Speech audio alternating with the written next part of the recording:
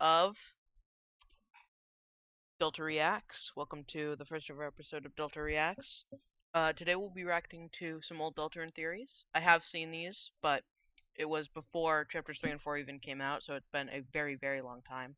I remember the broad strokes of the theory, but we'll be first reacting to some cammyboiG, and then I think we'll probably react to Dorked, some old Dorked videos. So yes, first, 7 Days and 7 Nights theory.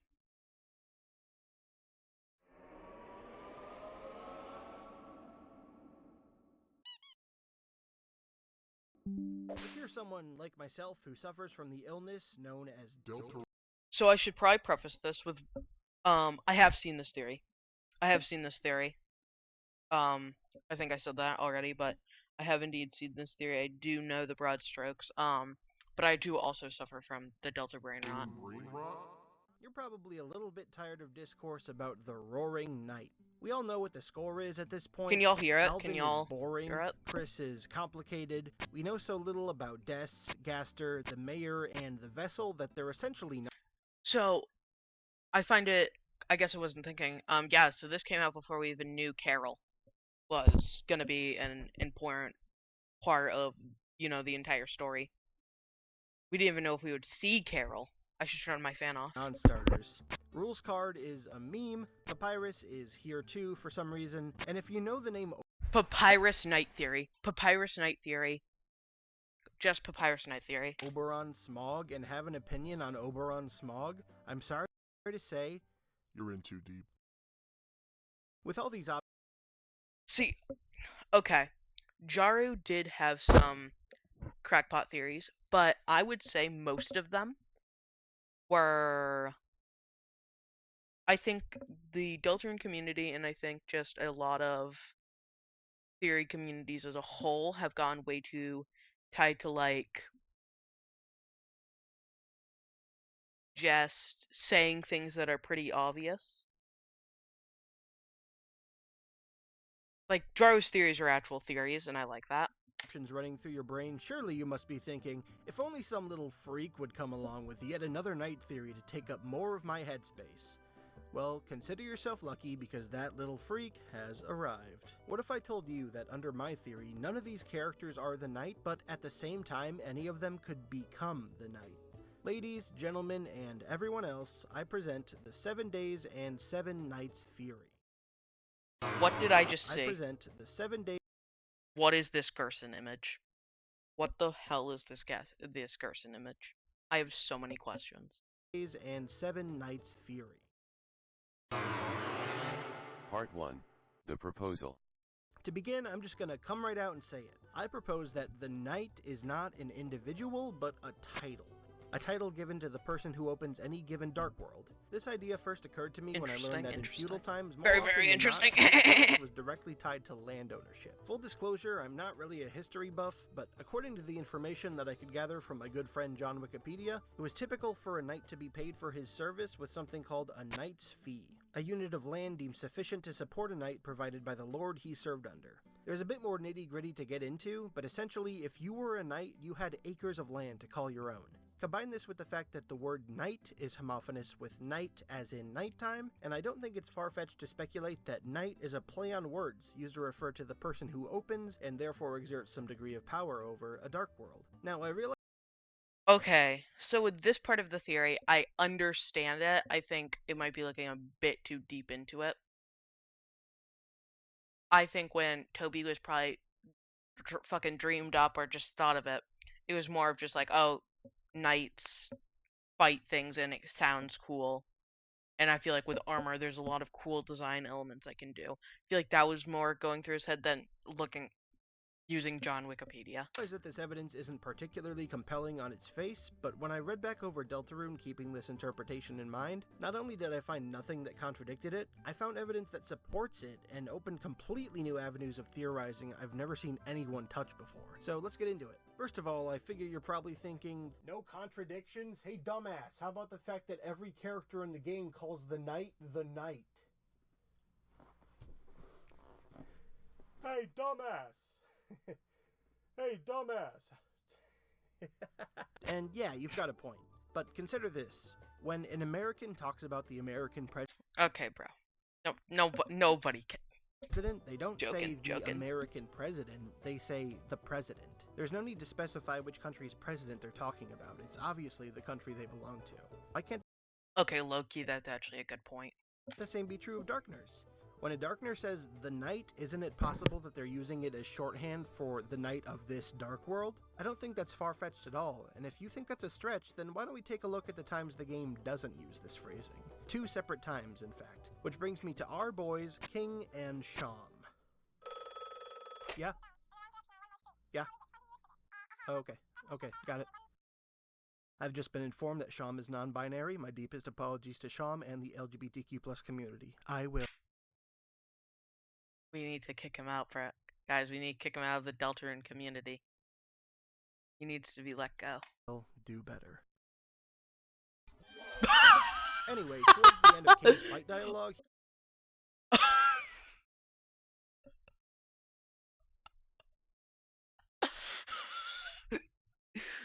Oh my god, the Miranda sings YouTube apology. he says the phrase, "My knight, I shall not fail you."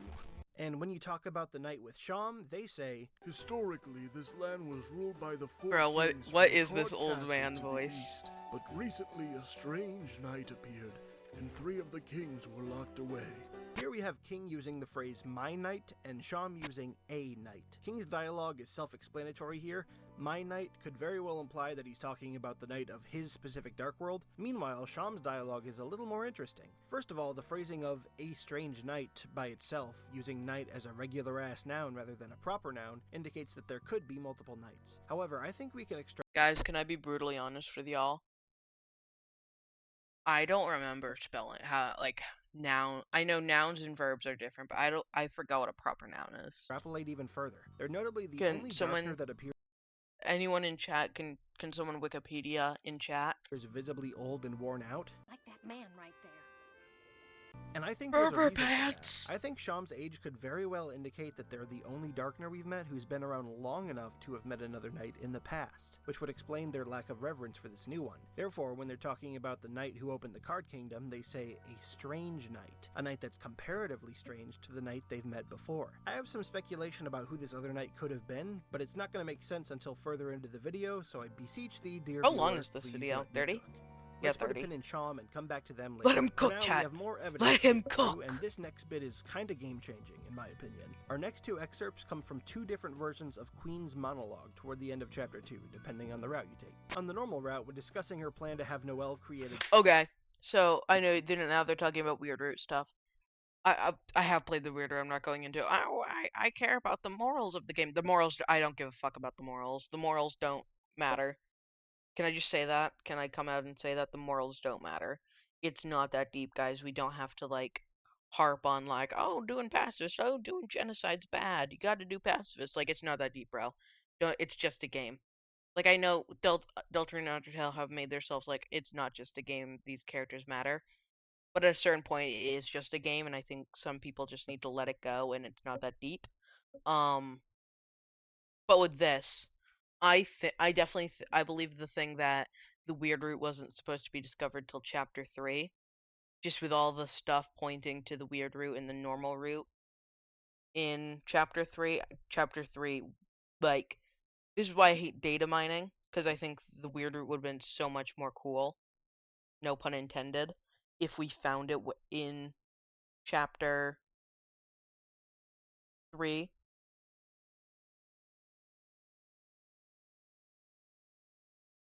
I just think that would be way more cool than this. Dark Fountain, she says, "If the night has taken its leave, then I will simply make a new one." And in the weird route, when Noelle isn't available, she says, "Chris, Susie, which one of you wants to be the new knight?" So, Queen is saying the quiet part out loud here, right? I mean, she's literally blatantly saying that she wants Noelle, Chris, or Susie to become a knight for her. These pieces of dialogue don't mean much when you're of the mind that the knight is one person, but in the context of this theory, it's kind of the strongest possible evidence I could ask for, and it's right there in the climax of the chapter staring me in the face. On top of that, when you first meet Birdley, he says, "Fear not, my beloved Noel. This valiant warrior of brave intelligence will be your knight in glow-in-the-dark armor." Look at that, the word is highlighted in yellow and everything. Not to mention, when Susie joins your party in Chapter 1, her stat screen literally gives her the title Dark Knight. There are hints all over this game that any Lightner can be considered a knight, and they go That actually, I guess that does make sense when you think about it from that angle. straight over our heads because we're so convinced that the knight is one guy. Next up, I want to discuss the new title and pronouns that Chapter 2 throws at us. Yeah, of course the knight has blue hair and pronouns.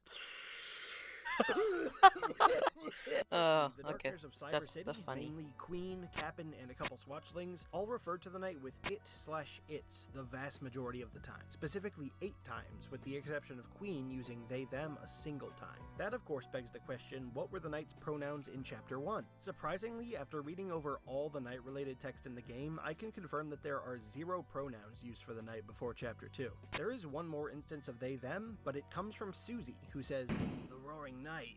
Whatever they are, they're making these fountains."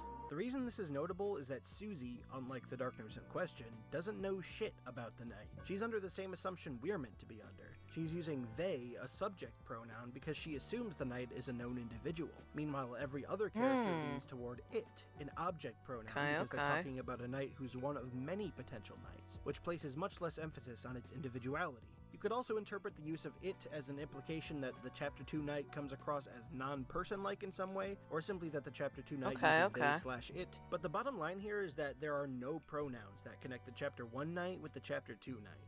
Now onto that title, the Roaring Knight. Isn't it strange that this name is nowhere to be seen until Chapter 2? I genuinely think the most reasonable explanation here is that Chapter 2's Roaring Knight and Chapter 1's Strange Knight are just different people with different titles. Now, before you Okay, but I think that does kind of lead into the mystery aspect of the knight, because we learn more about the knight, so we learn their pronouns and just more about their personality and what they are like as the chapters go on. That's how the mystery is told to us. We learn more about their name, the Roaring Knight, not just the knight. We learn more about them.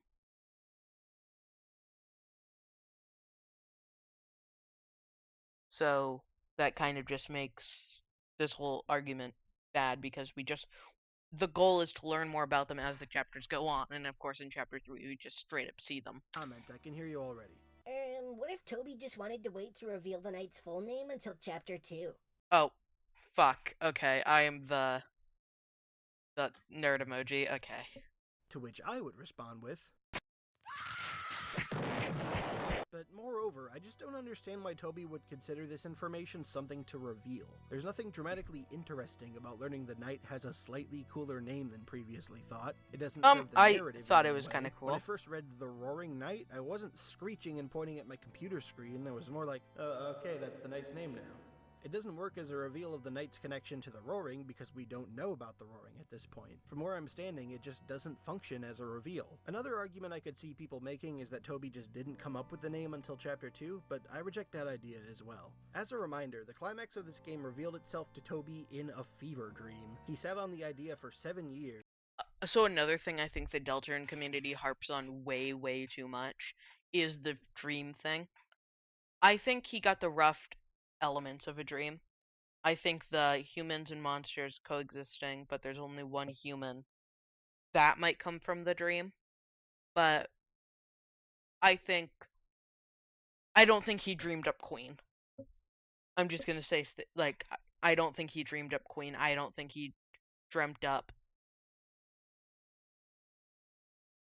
Rule's card. You know, like, I don't think he dreamt up all these characters. I think a lot of it just came as he thought about it and how he can make it better. And that's how he got these characters. Because I think Toby's just, he creates and he imagines. So I think saying all of it came from a dream is boiling it down to very little. He made another game to set this game up. He fully wrote and developed the first chapter of this game, and then you're telling me that after releasing it, he realized he wanted his antagonist to have, once again, a slightly cooler name? In the end, Yes. I'm not saying either of these arguments are impossible, but personally, I just don't buy them. Finally, before we move on to part 2, we have one last bit of noteworthy knight dialogue to look at, courtesy of Jevil. After being defeated with violence, he says, "The hand of the knight is drifting forward. Soon the queen returns and hell's roar bubbles from the depths." Whereas, after being defeated with... I mean, yeah, the Queen's roar bubbles from the depths is just showing that Jevil probably Jevil knows he's in a game, and Jevil probably has more thoughts than the average Darkener about the fact that they're in a game. And I would say, since Jevil probably met Gaster, that's probably how he got the Shadow Crystal. Or met the Knight, because the Knight gives the Shadow Crystals. That he probably knows the Final Prophecy panel, and that's how he knew stuff about the future, is because he knew all the stuff of the prophecy. So he knew the next thing that would happen is the Queen's chariot cannot be stopped. Mercy, he says, "From now a nightmare will awaken in your hearts in the shadow of the knight's hand. Lightners, can you stop it?" I saved this bit for last because admittedly, when I first read it, I thought my theory was cooked. Both of Jevil's quotes here seem to indicate Low-key that the it knight is. has a concrete course of action it intends on carrying out. The knight's... Fuck! You know what I just realized? We didn't know that. Like, we did not know all the stuff with the prophecy. So I guess I do kind of have to think about this with that, but I am... Since I was a believer of the theory when Chapter 3 and 4 came out, I was thinking about this theory. So, the fact the prophecy exists in such great detail kind of wrecks this theory. hand is drifting forward. The things that happen from now on will be in the shadow of the knight's hand. Especially the queen returns and hell's roar bubbles from the depths. That's just because of the prophecy. That I would say Jevil all the secret bosses have probably seen the prophecy. Yeah, Gerson has probably seen the prophecy even. He's implying that, at the very least, Chapter 2's events and the roaring coming to fruition will be the knight's doing. At face value, this definitely lends itself more to the idea that the knight is one individual pursuing a singular goal. We're going to put a pin in Jevil and come back to him later as well, because I do have an explanation, but once again, you gotta let me cook first. In the 4-course meal that is this video, you've only just finished your soup. The entree is on its way, and I promise it's gonna blow your mind. Or, blow your mouth, I guess. Look, the theory is gonna blow you. Wait. Part 2, the predictions. Whether you're intrigued by my theory, have me on in the background, or are gathering material for your cringe compilation, thank you for sticking it out long enough to get Chekhov's freaks in the corner. Wonder if... Has Sham met Gaster? That's another thing. Does Sham know the prophecy? to part 2. Allow me to introduce you to my state-of-the-art, handy-dandy 7 days and 7 nights prediction chart, composed merely of 6 pieces of string and my completely normal and hinged thoughts. In this section, I'm going to try and make some evidence-based arguments for which characters will become the knight of each chapter, but more importantly, try and convince you why this version of the story would make thematic sense for the game. Now, to start with the obvious, I'm going to go ahead and slap the Chapter 3 knight on here, and yeah, it's Chris. Chris Knight Truthers, your cup runneth over. I don't fully understand why people believe Chris Knight theory. It makes no sense.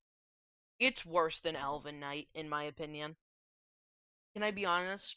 The more I think about this theory, it feels even more just like I want all my Knight theories to be correct, so I'll just make a theory where they can be all correct. We already know how Chris learned to open Dark Worlds, and we see them do it on screen, so this really couldn't be more clear. Chris's motivations in doing this, much like Chris's motivations in doing literally anything, aren't See, for me, Chapter 6 and Chapter 7, no pun intended, have to be so long. They have to be like 6 hours each. We need to learn Chris's backstory, how they got in the soul in them, we have so much to learn. I think they just have to be very long. At the moment, because we still do not know anything about Chris's motivation. We barely know anything about them, really. We lean toward Chris opening the fountain to have another fun adventure with Susie, or maybe involve Toriel in the mix, but I'm well aware that doesn't explain why they would still do it during the weird route. Though if we start speculating about the weird route, we'll be here all day, so let's not open Pandora's can of worms, or however the saying goes. For now, let's move our attention over to Chapter 1. Part 2.1, the Strange Knight. Okay, bro. Before we reveal the identity of the Strange Knight, we need to talk about Gerson. Gerson Boom. Undertale's mysteriously knowledgeable shopkeeper, and Deltarune's renowned historian, author, teacher, and memorial bench haver. There's a lot to say about Gerson, but for our purposes, what's most important is the quote on his memorial bench. Throughout my career, some of my best ideas came from dreams. I think just Deltarune has a big tie with dreams, because the Dark Worlds are made of dreams, in my opinion. That's just my theory. I think they are made of hope dreams of the people who make them, because they have the will of their creator. And I think Gerson is almost kind of a stand-in for Toby Fox and how he created Deltarune, because all his best ideas have come from dreams. I would say Deltarune is his. Take a rest here. If anyone asks, you're writing. I feel like I just pulled out, like, a perfect impression of the old man from Smiling Friends. Like, this works better than the paper clips. Gerson is the author of a fantasy book series entitled Lord of the Hammer, and here he speaks about how his best writing ideas came to him in dreams. Innocuous at first, but you have to remember that dreams have a certain relevance in Deltarune. Susie, Noelle, and Birdley all question if their experiences in the Dark Worlds were dreams. When you go back to bed... Okay, but can I be brutally honest? If you just fought an evil queen who had powers to...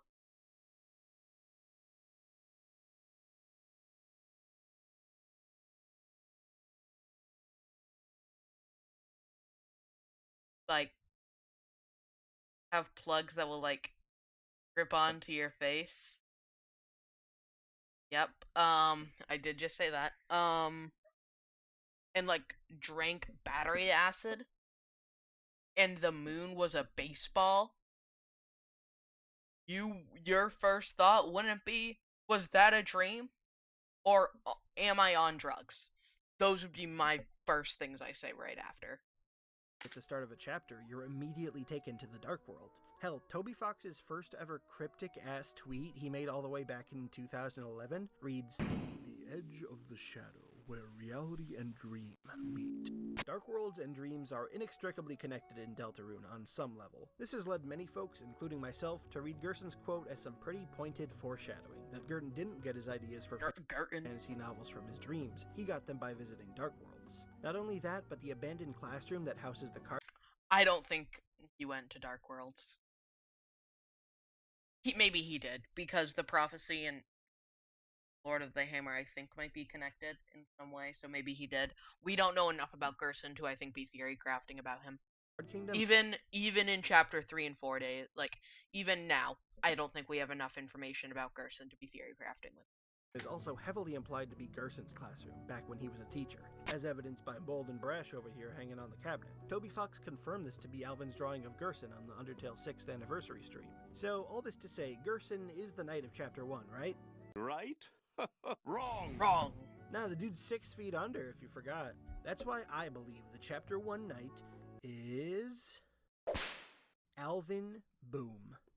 That's right, Alvin Knight Truthers, your completely missable talks... I just said this, how it feels kind of like I want every knight theory to be correct, so I'm gonna make a theory that all the knight candidates can be correct.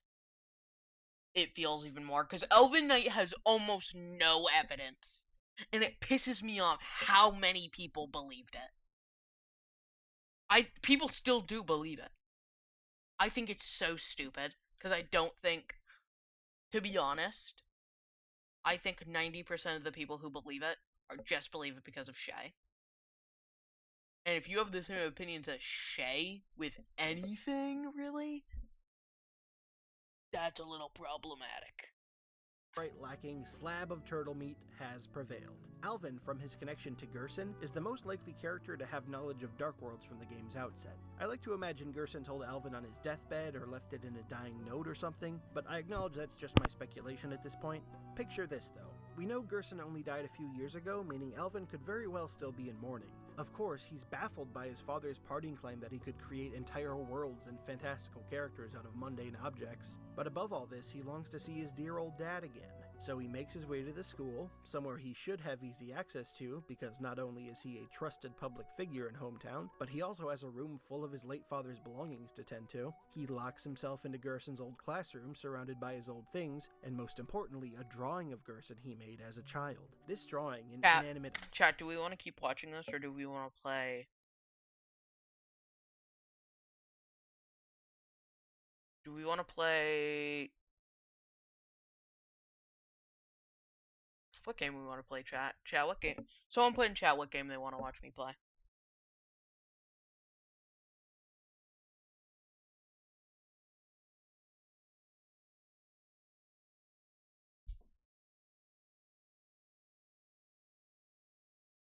Chat, do I have my controller near me? Chat, let's play some Rocket League.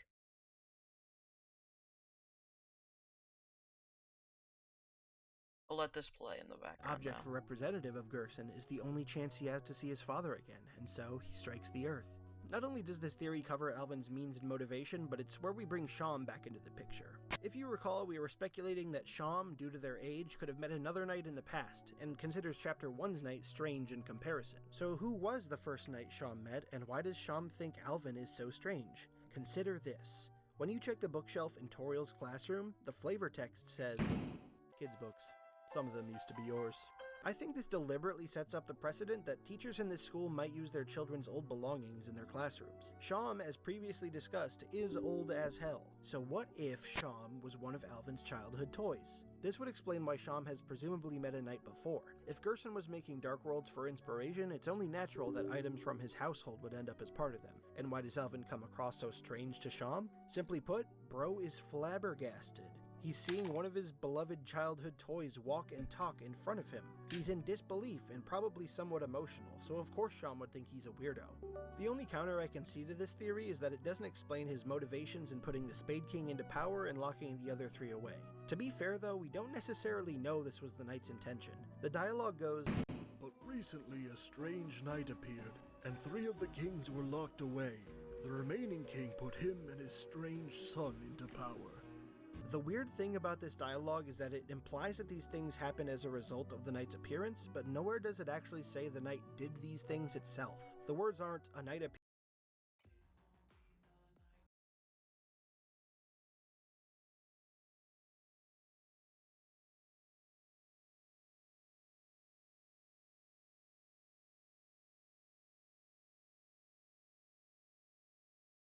Chat, how do I...